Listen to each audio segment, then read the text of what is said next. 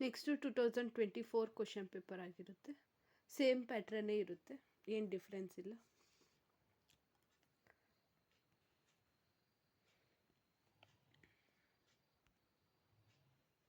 Section D any 3 ಬರೀಬೇಕು, 10 marks.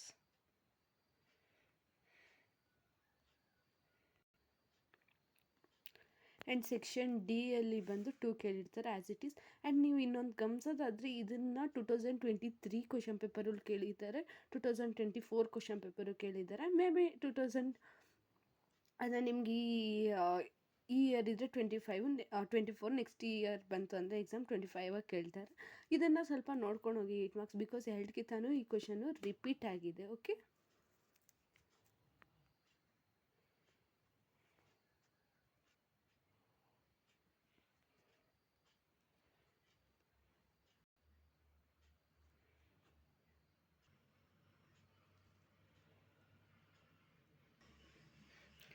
ಇದು 2 years question paper ಆಗಿರುತ್ತೆ. Okay, see next video.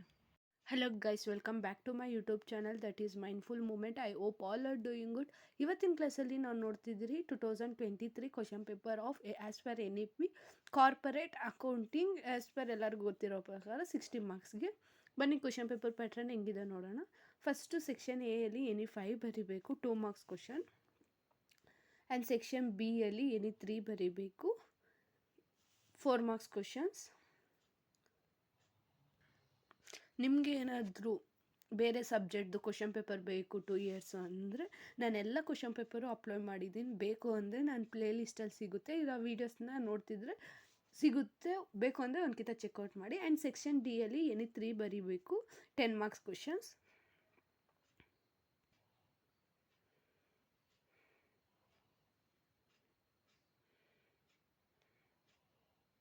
Section D 8 marks question as it is ನಿಮ್ಗೆ ಗೊತ್ತಿದ್ದಂಗೆ case study. ಇದು ಬಂದು Kannada.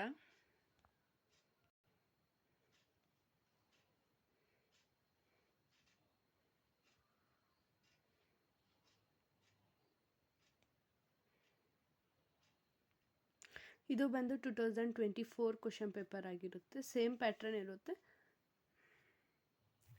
Section A, section B, section D,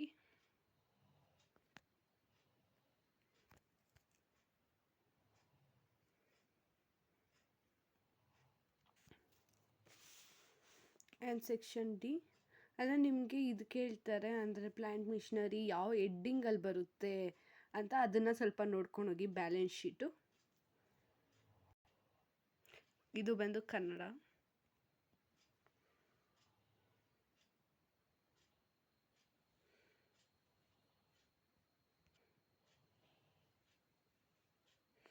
ಇದೆಲ್ಲ ಬಂದು 2 years question paper. Okay, see next video.